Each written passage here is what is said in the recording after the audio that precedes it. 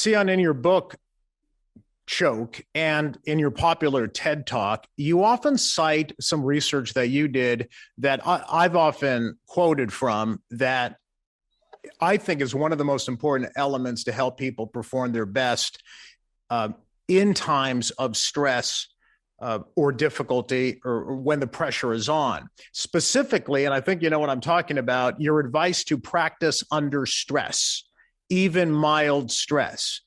I have interpreted that to mean, and this is one of the advice that I give everyone presenting, when you're practicing, practice a presentation out loud. Practice it in front of trusted peers if you can, even one or two people. It may not be exactly the same environment in which you will be delivering the final presentation, but it will get your feelings going. It'll mimic some of the stress that you're going to be feeling when it's time for the real deal. Is that what you mean by practicing under mild stress? And I do think this is an important thing. I honestly believe that if everyone did it, they'd really be able to manage their public speaking fears and anxiety much better. I think it's critical. Yeah, I really agree. It's like I talk about it as closing this gap between training and competition, right? You're getting used to what you're going to perform under. And when you get used to it, it's less stressful, or you know how to deal with the stress better. And if no one will watch you, videotape yourself, do it in front of a mirror. We know that even that makes you self-conscious. So take advantage of it. And it turns out that our brains tend to react most negatively before the stressful event, not when it's actually going on. And so if you can get used to what you're doing, you're going to help quell some of those negative reactions. Obviously, you did a lot of research with champion athletes. I don't think we think about this as much in business as business professionals, which is why I really love the idea of applying it to public speaking and presentation. But most of your research comes from champion athletes, and that's what they do. They practice under conditions to give themselves just a little bit of extra performance anxiety. Yeah, so I work with high-level athletes. I also work with organizations, Fortune 500 companies and others. And I will tell you, those leaders and executives and managers that get the most out of their team also practice in those conditions, whether it's getting ready for an important meeting or pitching to a client or thinking, doing tabletop exercises.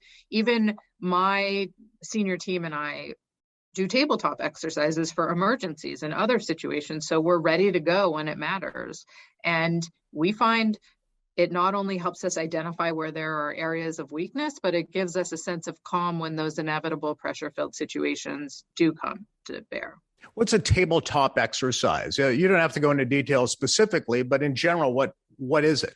It's really sort of coming up with a situation that could be stressful. Maybe it's having to put something together for a client really quickly, or think about a changing world condition or a real emergency, and getting a group of people to practice going through what they would do together in the moment so that you're ready when it comes up. And what you realize is that, one, people have different strengths in those situations, but two, how important communication is. Oftentimes communication drops between different team members or different areas of a company, and figuring out how you're going to make sure everyone's on the same page with information is hugely important.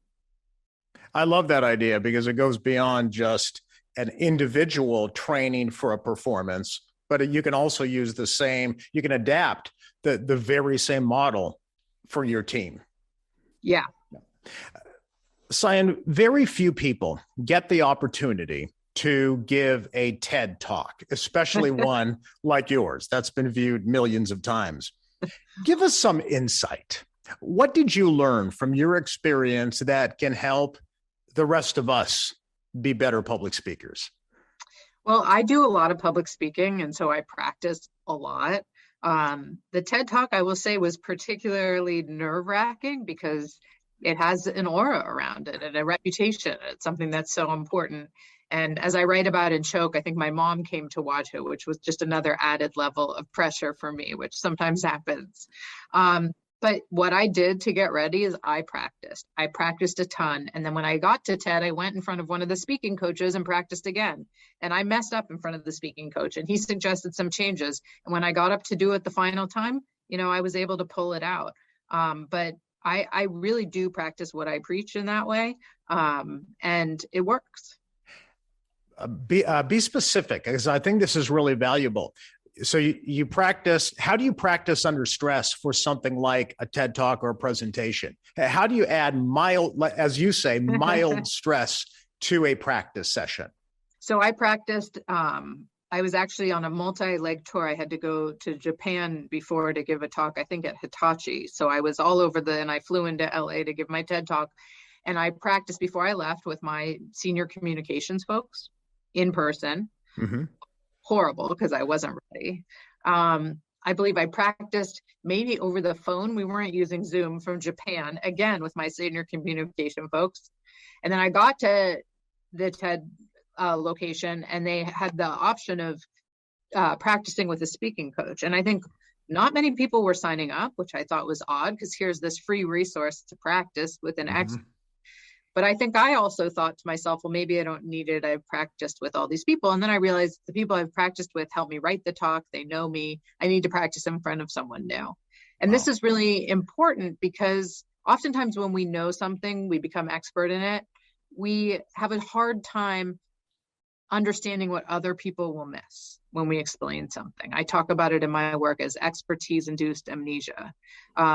We can't often remember what we did, and we have a hard time understanding what others will find confusing.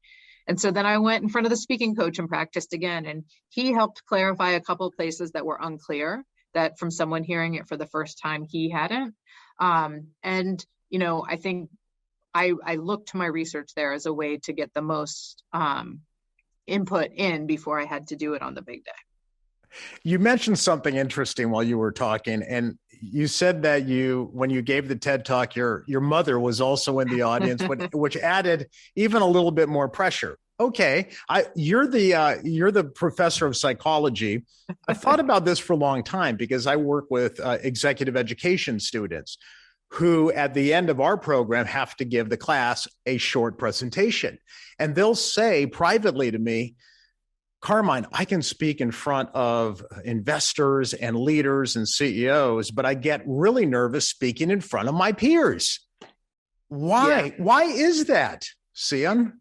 Well, I think for people well, you also can put yourself in their shoes a bit, know what they're thinking. And when you're speaking in front of folks that maybe have a history with you, my mom knows me from when I was little, right? She doesn't maybe see me, or I don't perceive she sees me as a leader or someone, who should be on the TED stage. So I have to be really careful in those situations to not try and take her perspective, yeah. Right? And I pretend she's not there. Yeah.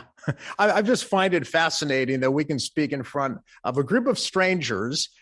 Obviously all this comes down to psychology and the way we look at ourselves, but we can speak in front of a group of strangers and get nervous in front of people we know, or then other times it's the opposite. People are very good at just being interactive and social, but then when they have to give a formal presentation, they panic and freeze up. There's a lot of psychology there, and that's why we need you to continue your research. Well, look, I know that as the 8th president of Barnard, you have a very busy job, but I'm glad to hear that you're continuing your research, and please keep writing because we need your advice. Oh, thank you. Thanks for having me. Thank you.